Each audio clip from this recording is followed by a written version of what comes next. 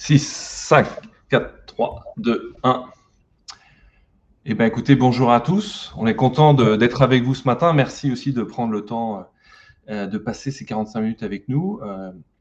Comme un peu à la dernière fois, au dernier webinaire, on a essayé de concentrer un maximum de savoir et de connaissances autour de ChatGPT Shopping. C'est notre sujet d'aujourd'hui. Alors, on va assez rapidement commencer parce qu'on a quasiment 90 slides en 45 minutes, mais on va se rompre à l'exercice et on espère que vous aurez pas mal d'informations. N'hésitez pas aussi à poser des questions. On a Marie qui les sélectionnera et qui permettra de nous les mettre en avant. Vous aurez possibilité de récupérer aussi la présentation et il y aura un replay à la fin de la présentation, mais ne partez pas, restez avec nous. Voilà, on commence à être pas loin d'une cinquantaine en ligne et les gens vont arriver au fur et à mesure. Je vais quand même lancer la présentation. Je vous présenterai, Kylian se présentera juste après. Donc moi, je suis Mathieu Chapon, un des cofondateurs de l'agence Picase. Je dirige depuis 7 ans maintenant la partie un peu R&D de Picase. Et donc, avec cette équipe-là, à la fois on crée des outils. On va vous en présenter un parce que depuis 1 an, on a développé un outil qui permet de suivre la visibilité des marques, des produits, des services dans les LLM. Et puis, c'est aussi un espace dans lequel on s'amuse un petit peu à pouvoir faire des tests, à essayer de jauger, de tester l'algo, de tester ses limites et ensuite de pouvoir vous faire ce type de retour qu'on va vous faire aujourd'hui. Et donc, je suis accompagné de Kylian que je vais laisser présenter. C'est ça, donc moi je suis Kylian, donc ça fait 5 ans que je suis aussi à l'agence, j'étais ancien consultant et désormais je suis sur la partie conseil aussi.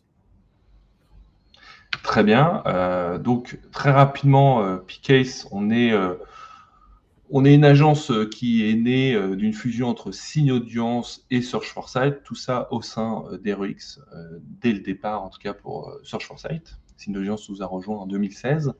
Et puis, on s'est étendu, on a racheté une agence qui s'appelle Picase en Allemagne, c'est pour ça qu'on a pris le nom.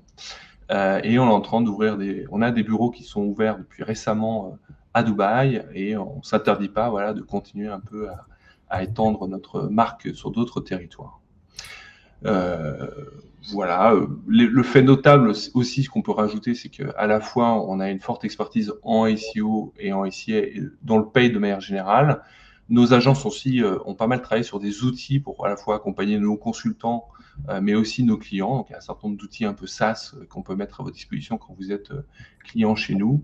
Et puis, sur la partie internationale, c'est vrai qu'on a une expérience assez importante puisqu'on travaille à un certain nombre de grands comptes que vous connaissez internationalement. Et donc, on est plutôt bon sur la partie accompagnement international.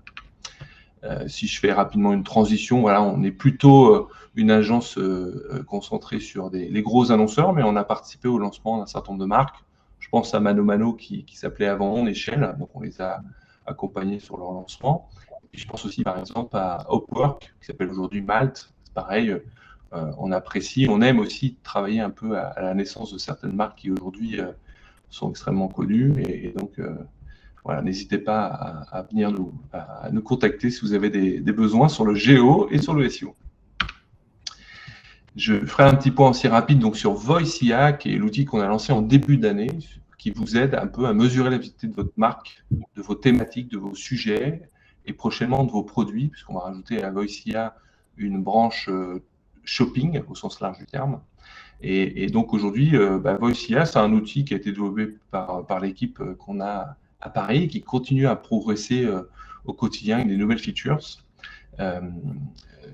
qui vous sont présentées ici. Mais voilà, donc d'une manière générale, on fait un suivi de votre marque. Donc on va interroger les LLM à partir d'un certain nombre de prompts pour essayer d'isoler, de comprendre comment votre marque remonte. On va analyser les sentiments, est-ce que vous êtes cité positivement ou négativement.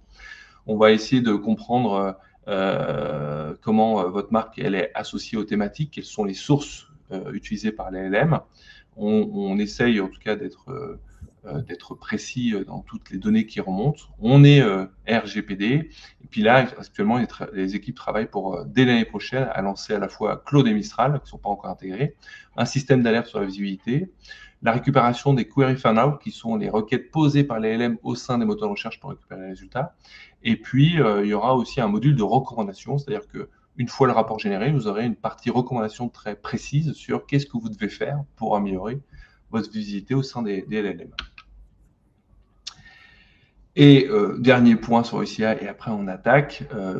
VoiceIA, c'est un outil qui est, si vous voulez, qui a été monté un peu from scratch, c'est-à-dire qu'il est vraiment, il a été construit par rapport aux expressions de besoin de nos clients, de nos consultants et de nous. Il est capable de s'adapter par rapport à des organisations, par rapport à des besoins de clients. On peut le cloner et l'adapter aux différents besoins des clients, ce qui est peut-être une différence qu'il y aurait avec des SaaS du marché qui sont peut-être un peu plus rigides, en tout cas dans l'adaptation. Voilà, donc, ah oui, dernier point, j'avais oublié ce cadeau de Noël qu'on veut vous proposer. Si vous nous le demandez, on peut faire une analyse gratuite de votre visibilité et de commencer un peu à vous présenter, vous exposer les premières pistes d'amélioration qui peuvent être faites. Donc, n'hésitez pas à nous contacter en commentaire ou principalement peut-être sur la page contact du site pour justement nous demander si vous êtes intéressé pour avoir ce type d'études. On rentre dans le... Ah non, pas encore. Un dernier point, c'est qu'on a un certain nombre de webinaires existants. Notre partenaire, en tout cas l'outil avec lequel on travaille pour monter ces webinaires, c'est Webikeo. Vous avez dû le voir quand vous êtes inscrit. Quand vous arrivez sur le compte, sur votre compte Webikeo, pour regarder les replays de nos anciennes présentations. On en a fait une il y a pas si longtemps que ça, il y a à peu près un mois, avec presque 900 inscrits. Donc, il y a des webinaires assez complets et encore avec encore beaucoup de valeur, encore, je veux dire, à jour. Et donc, n'hésitez pas à vous connecter pour aller regarder les autres webinaires précédemment réalisés.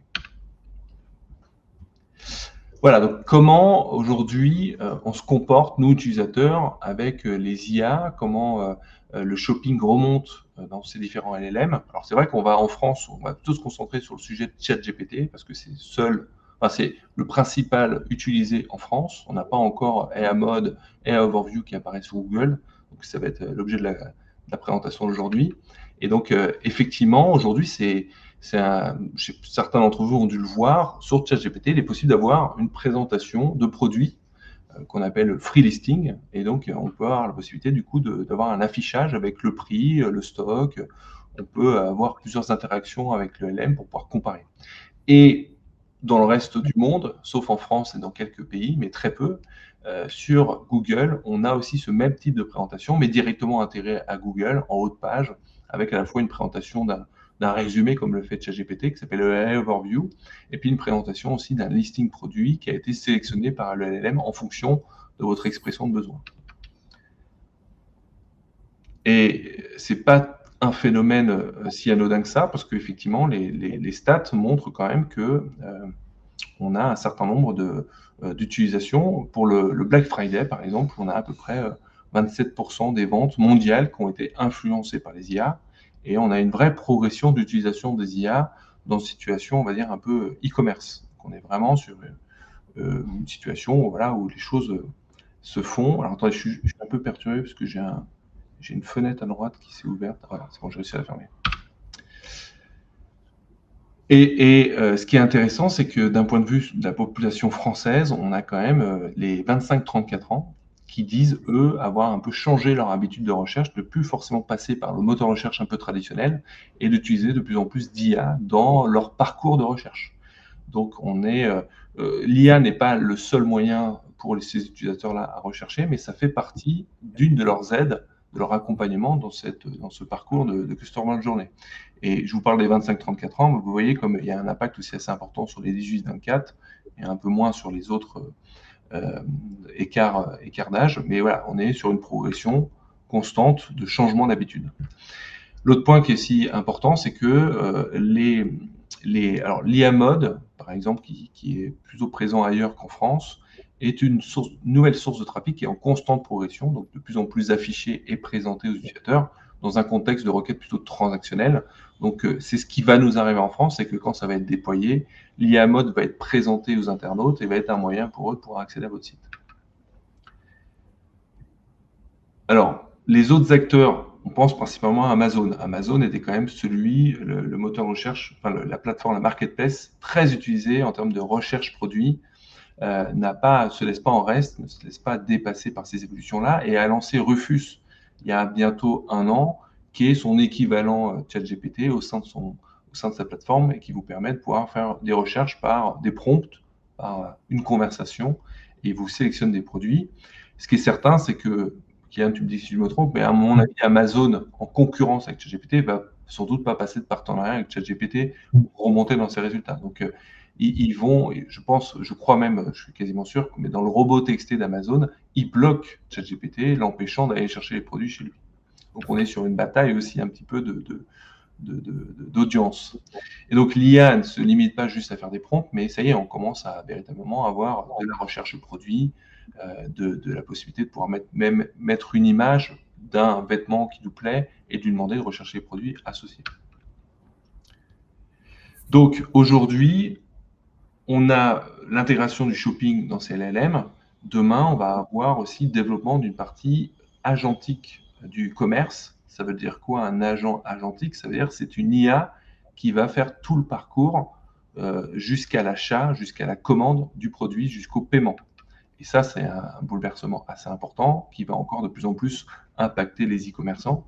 Alors, si on rappelle un petit peu cette évolution, c'est vrai qu'en commerce 1.0, on pouvait acheter des produits sur Internet.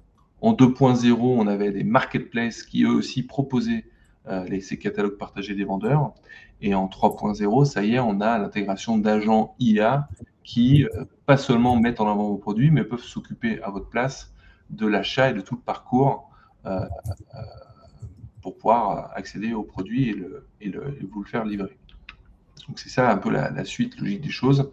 Et donc, aujourd'hui, un agent IA, un LLM, un ChatGPT, un Gemini, il peut rechercher, il peut vous proposer une comparaison, il peut négocier les conditions et il peut jusqu'à acheter si vous avez intégré votre carte bancaire, si vous êtes connecté au site qui est en face, il peut aller jusqu'à la démarche d'acheter le produit. Et les e-commerçants, et ça peut être une crainte, ne se retrouvera plus qu'à être juste celui qui envoie la commande et pas celui, et l'information dans vos CRM serait quand même impactée. Donc on est vraiment sur un parcours de bout en bout qui peut être géré complètement par ces IA. Alors, ChatGPT Shopping a été lancé en avril 2025. Et donc, vous avez sans doute vu de votre côté aussi l'apparition de ce type d'affichage-là. Donc, vraiment avec une compréhension de la requête et de l'intention derrière la recherche. Et aujourd'hui, en termes de session, on voit que les internautes parcourent, consomment ce contenu-là. Des études montrent que les gens passent jusqu'à 14 minutes durant cette session pour justement faire tout leur travail un peu de recherche, de compréhension du meilleur produit qui leur convienne, d'analyse à travers ces LLM. Donc, c'est devenu vraiment un espace commerçant qui devient de plus en plus important, en particulier pour on va dire la nouvelle génération, en tout cas jusqu'à les 35 ans. C'est des gens qui sont assez friands de cette méthodologie, ce moyen de pouvoir acheter. Et dans le parcours, on peut à la fois poser une question assez précise, quel est le meilleur casque audio pour moins de 200 €, et continuer sa conversation justement avec le LM et d'affiner sa recherche. On lui a demandé le meilleur casque et après on lui a demandé la version en bleu. Et ben, il a continué la conversation pour venir affiner notre recherche. Donc c'est agréable, on se trouve presque comme si on avait discuté avec un conseiller en magasin. Donc Google, je vous l'ai dit tout à l'heure, effectivement, contre-attaque principalement dans les autres pays que la France, donc met en place aussi le même modèle et le même système pour pouvoir vivre la même expérience. Et on a aussi d'autres acteurs, on a cité aussi Perplexity, qui est un peu moins utilisé en France, mais qui lui aussi propose un parcours, une expérience assez avancée en termes de shopping. Donc aujourd'hui, c'est quoi l'impact auprès des moteurs de recherche et auprès de Google principalement? On voit quand même que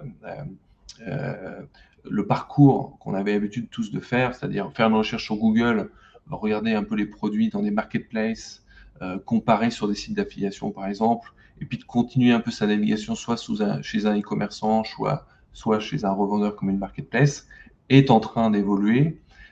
D'une part parce que les LM sont arrivés, mais on est aussi sur un changement de parcours dans l'affichage de la publicité. Aujourd'hui, vous devez le vivre aussi comme nous, sur ChatGPT, il y a assez peu de pubs mises en avant. Alors, ça pose une vraie question aussi sur la durabilité de OpenAI de pouvoir persister dans le temps, étant donné qu'ils ne sont pas du tout rentables et qu'ils sont plutôt à perte en milliards de dollars. Mais aujourd'hui, leur affichage ne met pas en avant de pub. Alors, bien sûr qu'ils y pensent, bien sûr qu'ils sont en train de travailler. Ils pensent potentiellement à mettre en place un système d'affiliation à travers des produits qu'ils mettent en avant, peut-être de la publicité à travers des annonces. Mais aujourd'hui, OpenAI n'est pas du tout rentable et cherche encore son modèle. Un modèle dans lequel l'utilisateur ne doit pas se retrouver dans la même expérience précédente où on se retrouve avec de l'affiliation, du display, de l'affichage dans tous les sens. Il doit essayer de conserver aussi un peu cette expérience, on va dire, organique, naturellement. Donc, ChatGPT apporte une nouvelle expérience qu'on aime bien appeler le Personal Shopper 3.0. C'est vraiment, on a un parcours, une conversation avec un conseiller qui va nous accompagner. Et c'est ça qu'on va voir ensemble, c'est comment ça fonctionne réellement. Donc, quand je fais une requête, j'ai à la fois la présentation d'un résultat obtenu par l'entraînement qu'a eu ChatGPT à travers tout le contenu qu'il a absorbé, qu'il a digéré. Et puis, il nous affiche des liens pour sourcer l'information qu'il présente. Et donc, ce qu'on peut dire, nous, déjà, c'est de se dire, c'est important d'être dans la source parce que vous allez être sans doute cité après dans la réponse proposée par ChatGPT. Mais c'est un peu plus complexe que ça. La réalité, c'est que quand ChatGPT a besoin d'aller chercher une information plutôt fraîche, parce que quand vous lui demandez quel est le meilleur casque à moins de 200 euros, il va peut-être pas aller chercher dans son contenu un peu froid de culture générale, mais il va aller directement interroger les sites. Et quand il le fait, il va aller interroger Google à travers SERP API, Bing, des partenaires. On a aussi Common Crawl, qui est un open source, un crawler open source, dans lequel il peut aller venir chercher l'information. Il va transformer votre prompt en requête, qu'on appelle les query fan-out, et il va aller récupérer tous les résultats de recherche qu'il obtient pour faire un traitement. Il va dédupliquer, analyser et comprendre quelle est l'offre proposée par les résultats de recherche qu'il va faire remonter dans son LLM. Il y a toute une série de critères et d'informations qui sont importantes à prendre en compte, le prix, la disponibilité, etc., etc. On le verra tout à l'heure. Mais aujourd'hui, il propose 3 types d'expériences. Le free listing, qu'on a vu arriver, là, qui est la présentation des produits un peu classiquement. Le shopping deep research, où là, c'est une option à activer et qui va être, pour lui, il va être en mesure de faire une recherche plus approfondie. Alors, le défaut, c'est que ça prend plus de temps, mais qu'on a souvent une recherche qui est plus large et souvent de meilleure qualité. Et après, le Instant Checkout, qui est vraiment un partenariat que ChatGPT a passé avec différents acteurs, Shopify, Etsy par exemple, et qui permet directement vraiment d'acheter depuis ChatGPT auprès de ces acteurs-là qui auront donc passé ce partenariat-là. Alors l'approche free listing, vous la connaissez, c'est qu'effectivement, on a vraiment la présentation d'un produit qui est très lié, alors qui n'est pas juste sur une requête assez simple que vous allez pouvoir beaucoup affiner la recherche que vous souhaitez faire. Et donc, le moteur l'IA va être en mesure de présenter des produits, les caractéristiques produits, les avis, des prix, etc., etc., la disponibilité. Donc ça, on est vraiment sur une première approche. Et techniquement, Kylian, c'était ta partie ou pas? Dis-moi. Ne t'inquiète pas, c'est vrai, je te laisse te lancer aussi. Et donc, ce qui est intéressant, c'est qu'on peut mesurer comment à la fois l'LM va chercher l'information. Je vous l'ai dit, il va aller interroger les moteurs de recherche. Et ce qu'on voit quand même, c'est que dans ce free listing sur ChatGPT, beaucoup d'informations viennent de Google. Pourquoi? Parce qu'on peut identifier à la fois des ID produits qui sont connus sur Shopping de Google. On a parfois aussi le SFR ID, là, ce fameux ID parasite qui vient dans les pages de résultats. Donc, ce qu'on sait, c'est que ChatGPT vient se nourrir. Donc, quelque part, c'est une conclusion assez intéressante. C'est-à-dire que être présent dans le free listing de Google nous permet d'avoir une visibilité aussi dans ChatGPT, étant donné que ChatGPT vient se servir. Je te laisse la main, Kylian. Ok, ça marche. Donc du coup, effectivement, donc, tu l'as dit, il prend pas mal de données de chez Google, notamment parce qu'il va associer des termes en fait aux différentes entités qu'il va avoir, notamment au travers d'un système qui s'appelle ENR, où justement ici, par exemple, dans l'image, on voit qu'il va, il va additionner en fait plusieurs typologies de termes pour construire lui-même sa recherche. Donc ça, c'est important de le connaître pour comprendre le fonctionnement. Et notamment parce que on parle beaucoup ces derniers temps de fan-out, avec tout ce qui est query fan-out, tu l'as évoqué Mathieu au tout départ. Ça concerne plus le search fan-out, où justement il va déclencher des requêtes. Par contre, on va avoir d'autres typologies de fan-out. Shopping fan-out, auquel on va s'intéresser aujourd'hui, et les images. Alors, il y a un point aussi qui est important, c'est que l'utilisation des trois est possible. Il est rare, mais il est possible. Globalement, on a souvent l'utilisation d'un, voire de deux fan-out en même temps. Et surtout, il utilise des sources assez particulières. Tu l'as dit, Mathieu, il met en exergue certaines sources et les autres dans un onglet un peu dédié. Il y a un point qui est important, c'est que ChatGPT, il va s'auto-citer parce que lui-même se dit qui propose les meilleures réponses, alors il s'autocite effectivement dans parfois des réponses dédiées au shopping. Donc, on va revoir des liens dédiés qu'à ChatGPT. Et surtout, un dernier point qui est important dans le free listing, c'est cette notion de tarification. En tant qu'e-commerçant, vous le savez, c'est on va dire un point hyper important d'un point de vue concurrentiel, notamment ici, puisque les prix, ils sont variables en fait selon les marchands. Notamment, les prix peuvent être potentiellement différents entre chaque marchand pour un seul et même produit. Et c'est pas parce que vous avez le premier prix que vous êtes le meilleur prix. Ça, c'est important de le connaître parce que tout va dépendre de la requête utilisateur. Est-ce que la requête mentionne le meilleur prix ou plutôt une notion moins chère ici? Et surtout, on va le revoir après, mais la notion de mise à jour des prix, elle n'est pas automatique. Quand vous faites un changement aujourd'hui dans votre Merchant Center, par exemple, ça va mettre du temps et du coup, ces éléments-là, il peut y avoir un petit délai aussi. Et donc, désormais, on a une deuxième approche, qui est l'approche d'OpenAI avec Deep Research. Tu l'as présenté, Mathieu, qui va un peu plus loin. Et c'est une nouvelle fonction. Aujourd'hui, on a un nouveau mode de recherche qui est apparu. Quand vous faites le plus sur ChatGPT, vous pouvez créer des images, jouer avec le mode agent, par exemple. Et on a surtout le module Shopping Research qui, lui, va beaucoup plus loin. Il vous permet globalement, au travers d'un quiz, donc qui est globalement la première image que vous avez ici à gauche, où l'utilisateur va justement agréger pas mal de données pour qu'il puisse construire sa réponse. Et surtout, il va proposer beaucoup de produits à l'utilisateur, mais il va y avoir, pour l'instant, de ce qu'on voit, beaucoup de bugs, notamment des liens qui sont cassés, des contenus de produits qui sont manquants par rapport aux fiches produits. Tout ça, c'est des éléments aujourd'hui qu'on constate aujourd'hui dans la fonction Shopping Research. Et surtout, il cherche globalement à s'approcher d'iMode. Google, c'est la référence. Sauf qu'aujourd'hui, en l'état actuel des choses, il ne l'égale pas encore.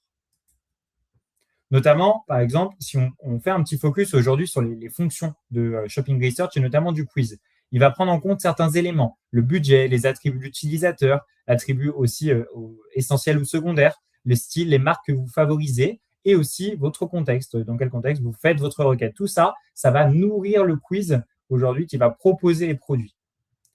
Et derrière, il y a un point qui est important, c'est que l'attente, elle est longue, voire très longue. Parce que parfois, on peut avoir jusqu'à 5 minutes d'attente entre la finalisation du quiz et la proposition des produits. Pourquoi? Parce que ChatGPT va envoyer beaucoup de requêtes web. Vous le voyez ici, il y a des requêtes qui sont parfois plus ou moins longues et qui vont générer un nombre énorme de sources derrière. Donc, il va aller à chaque fois scraper, utiliser différentes bases de données, différentes API pour aller chercher ces sources, d'où le temps qui peut être parfois long à la génération des produits. Et surtout, pour afficher les meilleurs produits, il va se poser aujourd'hui 2 questions qui sont aujourd'hui essentielles. Est-ce que les exemples de produits sont réellement utiles pour l'utilisateur? Donc, au travers de ça, il va utiliser sa base d'entraînement, par exemple.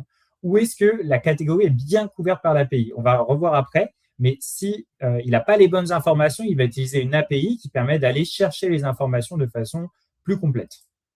Et ça, il le fait justement sur certaines typologies de produits, notamment si il possède la connaissance produit au travers de l'API, ça sera une bonne couverture, donc il va utiliser cette API. C'est notamment le cas dans le commerce de vêtements, de l'électronique, d'électroménager, de la déco. Et à l'inverse, là où la SERP n'affiche pas énormément de contenu e-commerce, de prix, des choses assez factuelles comme l'automobile, l'immobilier, les assurances, etc., tout ce qui n'est pas lié à des produits purs et simples, là, il va avoir du mal effectivement à utiliser l'API pour ces éléments-là.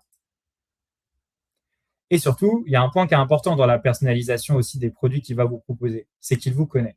Parce qu'il connaît vos goûts, vos préférences, vos styles, la composition de votre famille, vos habitudes de consommation, qu'est-ce que vous aimez, n'aimez pas. Mais ça, il va jamais vous le dire.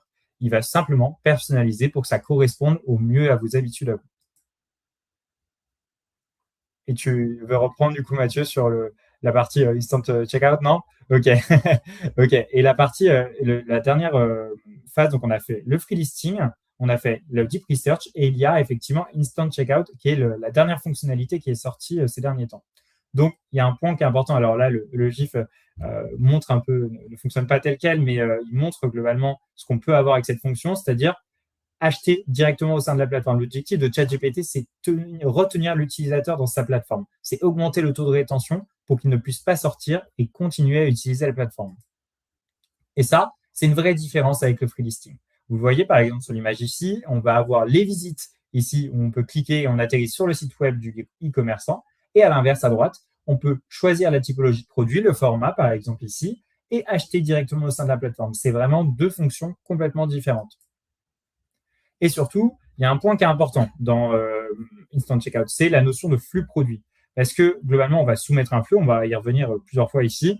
Le but, c'est de lister, de gérer le catalogue au sein de l'expérience shopping. Il faut se rappeler que le flux shopping, c'est vraiment une source de vérité ici. Et que l'achat instantané, donc Instant Checkout ici, il n'a pas la même fonction. Il ne va pas crawler tel quel les produits. Parce que derrière, il va beaucoup plus se fixer sur le fichier structuré que vous allez pousser au sein de la plateforme. Et notamment, pour ça, il y a deux étapes importantes. C'est notamment, de configurer le flux selon les spécifications techniques d'OpenAI, parce qu'il y en a, clairement, il y a des différences entre un flux shopping Google et ChatGPT. Et le deuxième, c'est de pousser le flux dans la plateforme. Pour cela, il y a, et pour certains e-commerçants, des partenaires, des acteurs, des modalités de paiement qui sont plus simples, ou du moins qui intègrent déjà cette fonction. On parlait de Shopify tout à l'heure, c'est le cas aussi de PayPal, de Stripe, ou aussi des dernières fonctionnalités Salesforce. Et on parle des partenaires, mais c'est vraiment l'autre alternative. C'est soit de vendre par des marketplaces qui utilisent justement ces modes de paiement pour faire de la vente incrémentale et justement aller beaucoup plus loin, ou être une source de données de ChatGPT Shopping. Pour ça, on a par exemple Instacart aujourd'hui qui possède un plugin course. On peut directement utiliser et acheter via ChatGPT et faire ses courses. On a par exemple Klarna aujourd'hui qui permet de rechercher des produits correspondant à une requête sur toute la boutique Klarna. Et le dernier point, c'est Amazon. Alors Amazon, c'est un peu un cas à part parce que c'est pas le fournisseur principal de ChatGPT, mais il est tellement immense dans la notion du web aujourd'hui, du shopping, que ChatGPT ne peut pas laisser Amazon de côté. Donc il doit utiliser aussi Amazon pour alimenter ses réponses. Comment ça fonctionne? Globalement, vous envoyez effectivement votre flux sur un portail dédié selon les spécifications. Il doit être mis à jour régulièrement. Ça vous permet d'apparaître dans les recommandations aujourd'hui de ChatGPT et vous proposez du coup une nouvelle expérience d'achat dans le chat où on peut soit rediriger vers la boutique ou terminer directement la commande. La finalisation, c'est le contrôle, le monitoring. Vous avez un tableau de bord qui vous permet de voir l'état du flux, corriger les erreurs et configurer aussi de nouvelles options. Globalement, après tout ce qu'on s'est dit, ça permet déjà d'initier un point qui est important. C'est est-ce qu'il utilise Google? Alors, tu as déjà un peu répondu, mais oui, clairement, il utilise ChatGPT. On l'a vu au travers des différents paramètres que tu as évoqués, mais il y en a d'autres. Parce que on voit effectivement sur l'image à gauche, par exemple, on reconnaît le paramètre aujourd'hui des feature snippets, aujourd'hui, donc qui apparaît effectivement ici. Donc, on voit qu'il utilise vraiment le scrap de Google. Et derrière, on a le paramètre un peu parasite SRS LTID qui est lié globalement à une génération automatique de Merchant Center qui remonte directement dans ChatGPT. Donc, il utilise vraiment ces fonctions-là. Et en plus, on remarque des similitudes vraiment entre les deux plateformes. Même produit, parfois même nom et évaluation en termes d'avis, les sites web proposés, etc. Donc, on a vraiment aussi une aspiration des données depuis Google pour ChatGPT.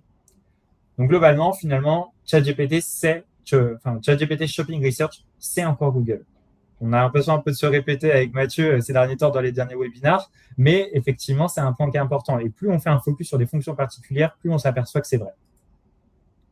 Donc, globalement, OpenAI, il soigne l'emballage, mais emprunte le contenu à Google. Ça, c'est ce qu'on a vu.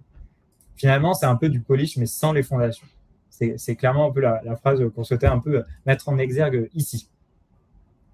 Et en termes de plan d'action, l'objectif, maintenant qu'on a vu un peu tout ça, de comment ça fonctionnait, comment mettre ça en place, c'est déterminer quelles sont les optimisations à mettre en place. Parce qu'il y a des points importants à suivre, des étapes à suivre, et surtout, on a aussi mentionné les erreurs à éviter. Parce qu'en tant qu'e-commerçant, vous devez aussi faire avec l'existant que vous avez, et du coup, quelles sont les choses à débloquer. Notamment, il faut comprendre comment les e-commerçants sont sélectionnés. Un premier point, il y a la disponibilité produit. Si votre produit il est out of stock, si il n'est pas accessible, etc., ça va être plus compliqué. Idem pour les pages web. Si votre page web, elle a aussi des cycles de vie de produits qui sont, on va dire, pas forcément optimisés, derrière, ça va être plus difficile. Les prix compétitifs, alors ça, c'est plutôt un enjeu concurrentiel, mais ça joue effectivement quand on ajoute la notion de meilleur prix ou de pas cher dans le compte. Le statut de fabricant, de vendeur principal, l'activation ou non de paiement instantané, ça on va le revoir, mais pour participer aussi à Instant Checkout, ça fait partie de la personnalisation du flux et il faut activer ou non si on participe justement à cette fonction et aussi la qualité du produit. Et ça, c'est toute la notion d'e-réputation. Alors, on parle parfois avec Mathieu de Trustpilot ou d'autres plateformes, mais c'est hyper important aussi d'agréger un certain nombre d'avis à la fois sur vous en tant que vendeur et vos produits. Donc, pour ça, il y a différents points. Déjà, la première recommandation qu'on peut pousser ici, c'est d'optimiser votre flux produit Google, notamment avec votre marque sur les requêtes cibles, identifier aussi les différentes entités qui sont associées à votre marque. Et après, on a tous les autres éléments comme les identifiants de base produits, les prix, la ressource multimédia, etc. Tous ces indicateurs, le but, c'est de les enrichir pour mieux y associer votre marque. Il faut vraiment, alors je l'ai déjà un peu dit, mais considérer le flux de ChatGPT comme une source de vérité pour le commercial. Il va davantage faire confiance à ce flux-là plutôt qu'au scrapping qu'il va aller chercher sur Google pour alimenter les sites web. Ça, c'est, on va dire, les premières étapes de recommandation. Maintenant, on a souhaité décrire un peu aussi de quelles sont les étapes pour soumettre votre flux à ChatGPT. Le premier, c'est de vous inscrire effectivement sur le portail dédié, donc notamment de vérifier votre activité, d'autoriser la prise de flux de données et voir d'activer ou non le cas de fonctionnalité de paiement. Et tout ça, bien sûr, ça doit respecter les recommandations qu'on a mis ici par rapport au flux. La deuxième étape, c'est qu'il faut que votre site soit sécurisé. Il faut que ChatGPT, en fait, il ait confiance en vous là-dessus pour vous permettre aussi d'activer cette fonction d'Instant Checkout. Il ne va pas le faire pour tous les sites parce qu'effectivement, il y a beaucoup de sites qui n'ont pas, on va dire, cette recommandation ou cette autorité, cette qualité aujourd'hui. Donc ça, c'est un point important. Il faut fournir des notions de sécurité assez fortes.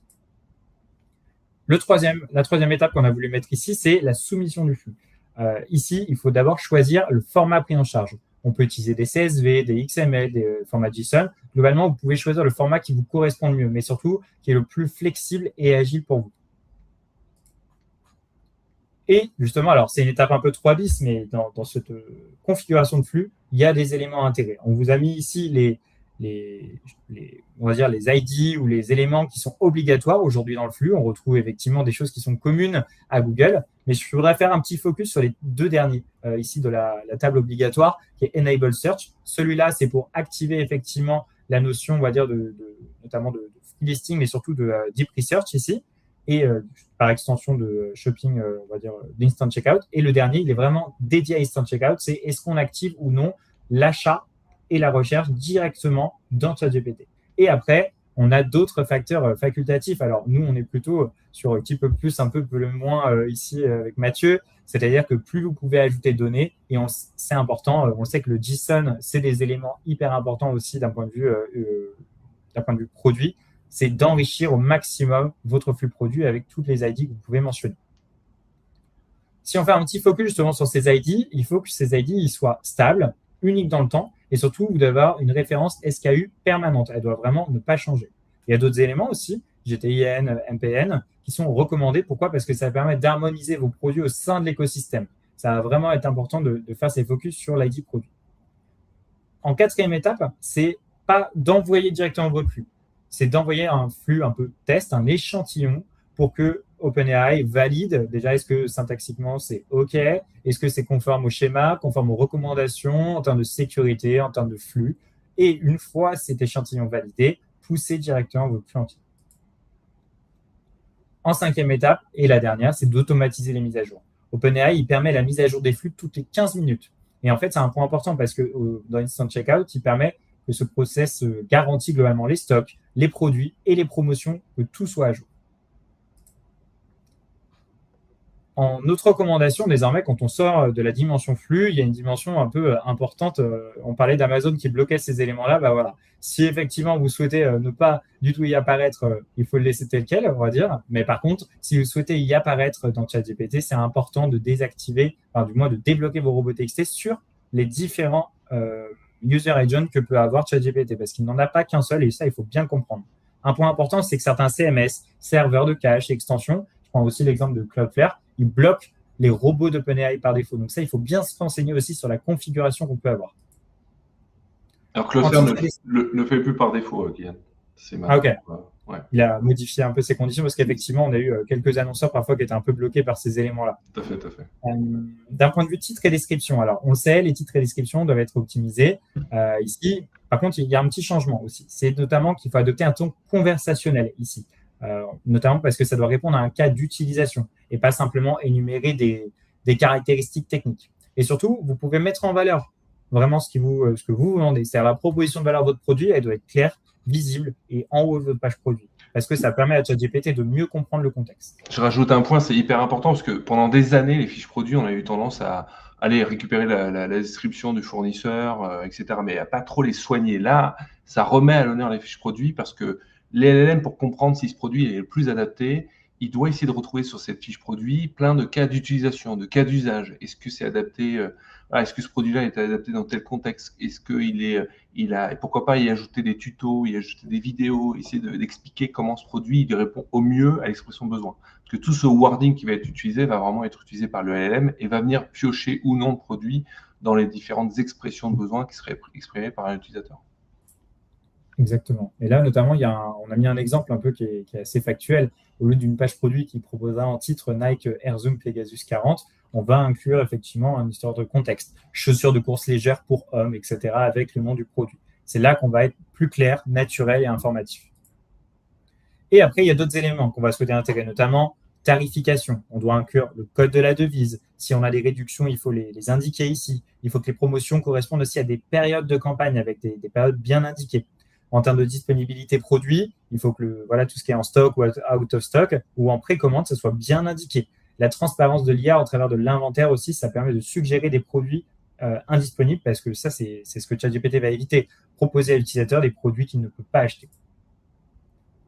Et on a d'autres éléments comme les médias. Les liens images aujourd'hui, les images sont hyper importantes. On l'a vu tout à l'heure, on peut utiliser aussi Search Fan Out Image ici. Et donc, utiliser des images en haute résolution. On peut affilier des modèles 3D, par exemple, de produits. Ça, c'est intéressant.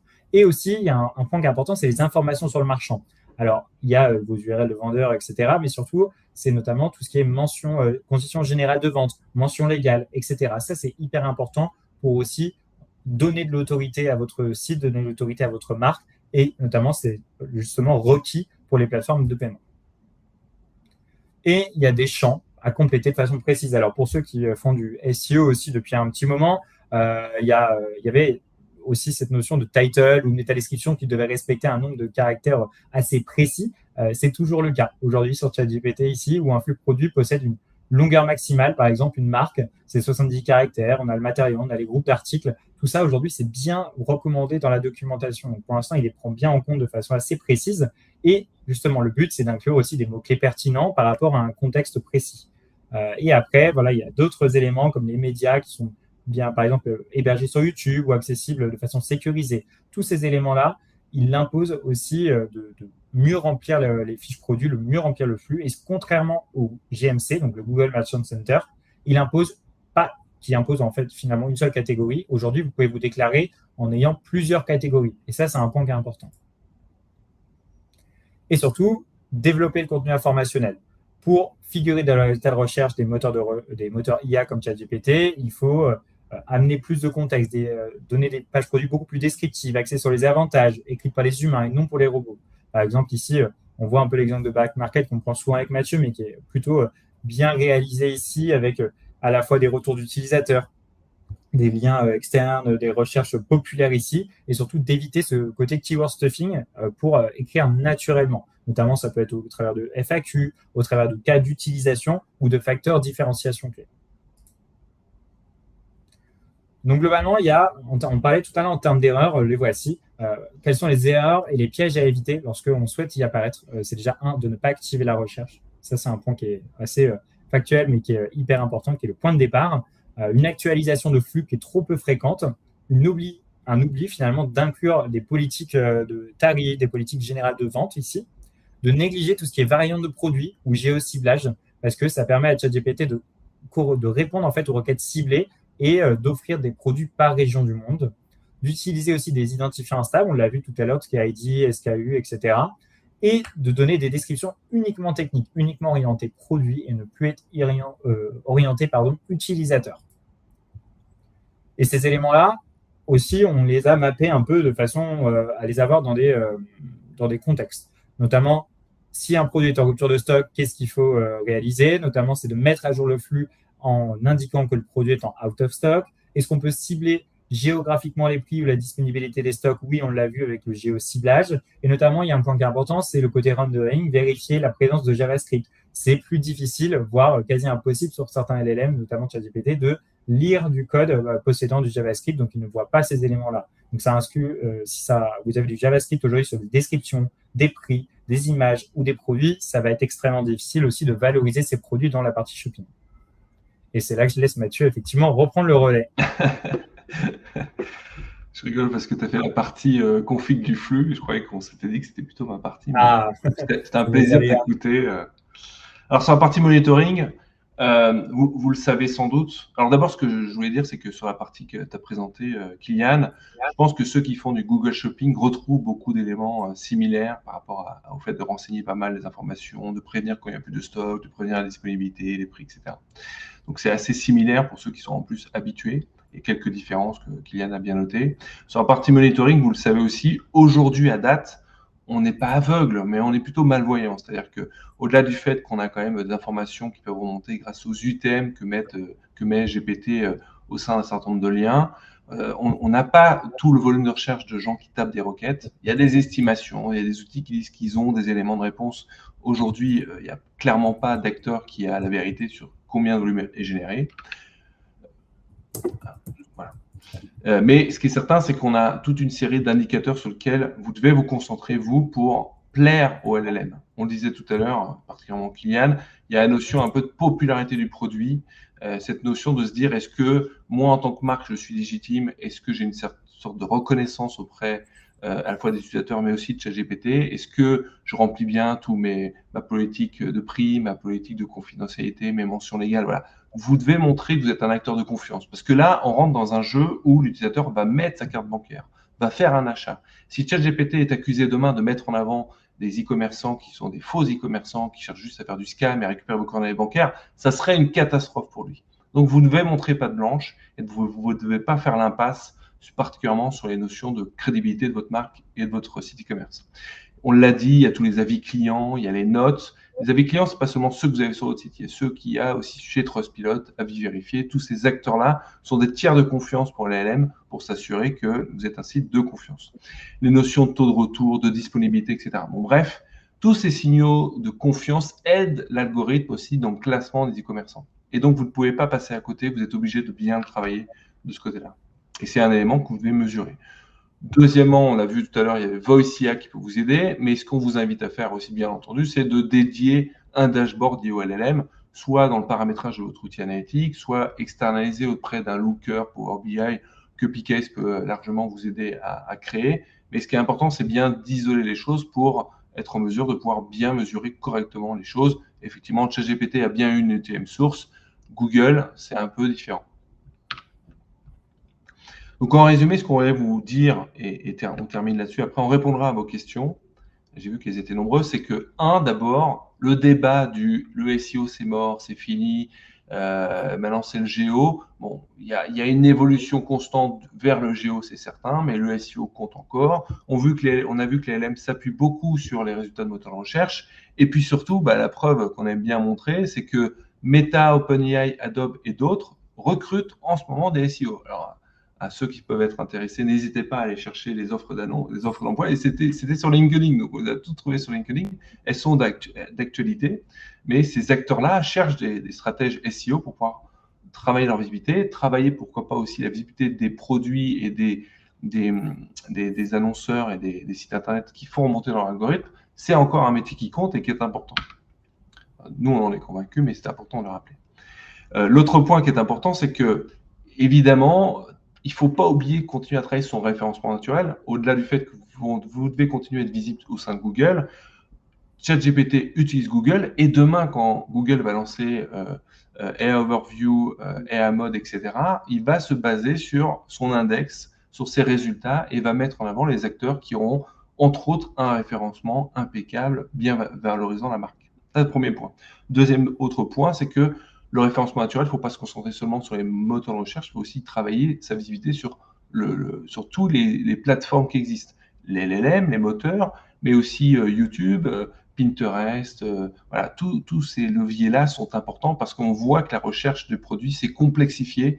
Les gens ont des multitudes de touchpoints et vont chercher l'information sur YouTube, sur Pinterest, sur Shopify. Voilà. Ils font vraiment le tour de la question. Et aujourd'hui, la vraie stratégie, c'est le search everywhere, c'est être présent partout et bien travailler le référencement partout. Le dernier point, c'est, et ça a été renforcé par la LM, c'est que n'importe quel acteur demain qui se lance et qui présente une page de résultats, il doit s'assurer que l'acteur qui met en avant démontre que c'est le meilleur acteur du moment et qui, en tout cas, il a un site disponible, un produit disponible, une localité proche et surtout un degré de confiance important pour puisse être mis en avant et s'assurer que ces acteurs-là ne mettent pas en avant des fake sites, des sites de contrefaçon, etc., etc. Donc, ChatGPT, évidemment, a un problème de rentabilité aujourd'hui. Moi, c'est ce que j'affirme un peu sur LinkedIn, c'est qu'il y a un problème de durabilité, de rentabilité de cette plateforme-là. Ils perdent énormément d'argent, ils ne peuvent pas continuer à ne pas trouver un modèle économique leur permettant d'au moins être à l'équilibre. OpenAI, on sait... Alors, pardon. Ce qui est certain, c'est qu'effectivement, ChatGPT va intégrer la publicité d'une manière ou d'une autre. Sam Altman l'explique, il ne ferme aucune piste, il parle potentiellement d'affiliation, de publicité, voilà, il essaie de trouver un point d'équilibre pour essayer forcément de gagner en rentabilité. Il aurait bien voulu, j'imagine, en tout cas, conserver un système où il y avait le moins de pubs possible, mais en attendant, il est obligé, à un moment donné, de prendre des bonnes décisions par rapport à ce système-là. On sera sur des pubs, ce qui est important, beaucoup plus personnalisées, beaucoup plus sur mesure, et donc ça offre aussi un terrain à tous les responsables de trafic dans la finesse, la capacité à pouvoir fournir et à construire une publicité très fine.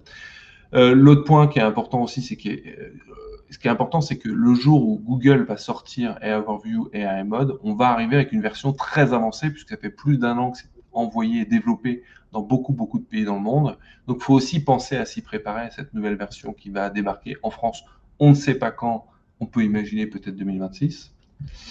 Mais voilà, il faut faire en tout cas un travail dans ce sens-là. Le travail que vous faites sur ChatGPT paye aussi et permet d'apporter des résultats en SEO, en AI Mode. Et ce que ça va changer, eh ben, 2026, si vous avez travaillé vos objectifs autour du trafic seul, c'est une erreur. Aujourd'hui, il y a un trafic qui se passe ailleurs, dans un espace où la mesure est plus difficile, dans un espace où l'utilisateur reste longtemps. On a vu 14 minutes tout à l'heure sur les requêtes plutôt transactionnelles. Donc, on a surtout un besoin de comprendre même si je fais moins de trafic, est-ce que je suis tout aussi rentable, voire plus rentable? Les utilisateurs vont vraiment passer plus de temps. Les marques ont besoin pas seulement de réfléchir en termes de trafic, mais en termes d'impression. Est-ce que j'imprime? Est-ce que je suis retenu? Est-ce que je suis une marque qui compte et qui est citée spontanément pour les utilisateurs? Et puis, il y a la notion de recherche conversationnelle. On ne recherche plus des mots-clés, mais on pose des questions, on affine notre besoin. Et véritablement, ça nécessite de votre côté d'avoir une vraie réflexion autour de l'éditorial. Comment vous travaillez vos pages pour justement aider les LM à considérer que vous êtes le meilleur acteur, le meilleur commerçant pour répondre aux besoins.